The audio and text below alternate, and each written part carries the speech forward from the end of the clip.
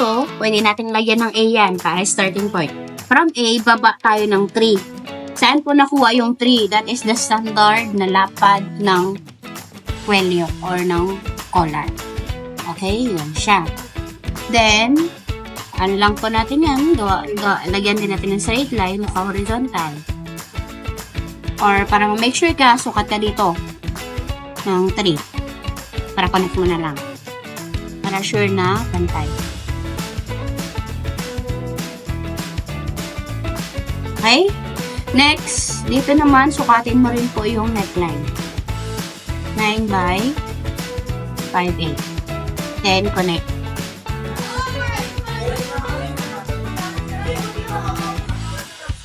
Okay.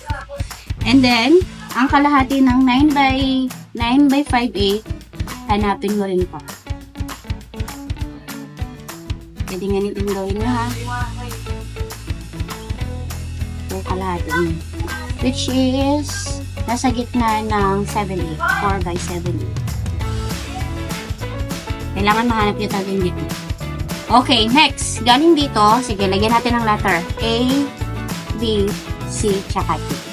Okay, dito sa C, akyat po tayo ng 1/2 inch.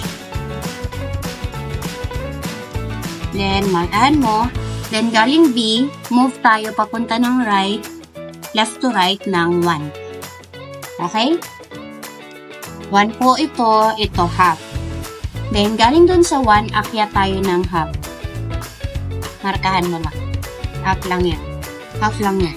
Then, connect mo tong 1/2 na to doon sa 1/2 na tinaas din natin dito.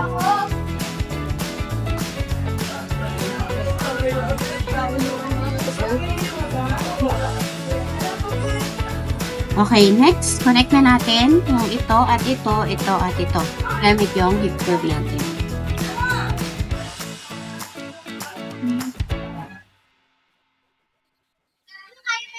At ito. Hip curve lang din. Then, tapos na yung collar. Ayun na siya. Wala pang alam sa nilalagay. Lalagyan tayo, syempre. Bago natin i-cut, syempre, maglalagay tayo ng 1/2 inch na allowance. Same thing, ha, kapag naglalagay ng allowance, isunod mo siya sa shape niya.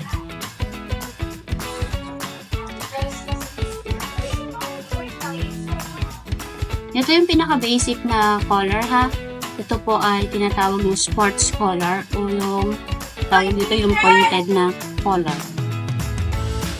Kung mapapansin nyo doon sa shape ako, naglagay ng allowance. Dito.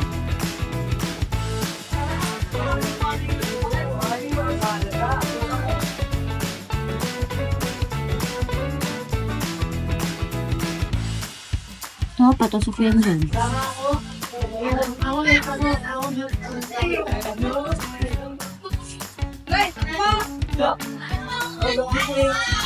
Yung matatapos ngayon, mag-layout tayo, ha? Para matapos kayo. Siya, naka-check ka ng attendance. Nakita mo pa yung attendance? Wala. Then lang ako yan. And then, okay na. Pwede mo lang i-cut ito. Sundan mo lang yung cutting mo. Half lang po. Kasama po yung isa, ha? Baka hiwalay mo, eh.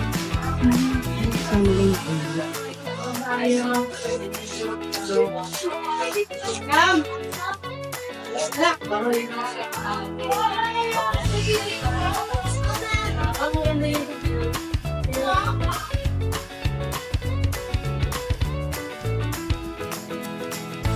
Ito malapad siya tingnan kasi may allowance pa.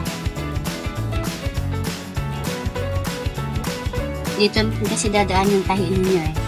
Sa line na yan. And then, tapos na. Bain na natin. Ay, sige, pwede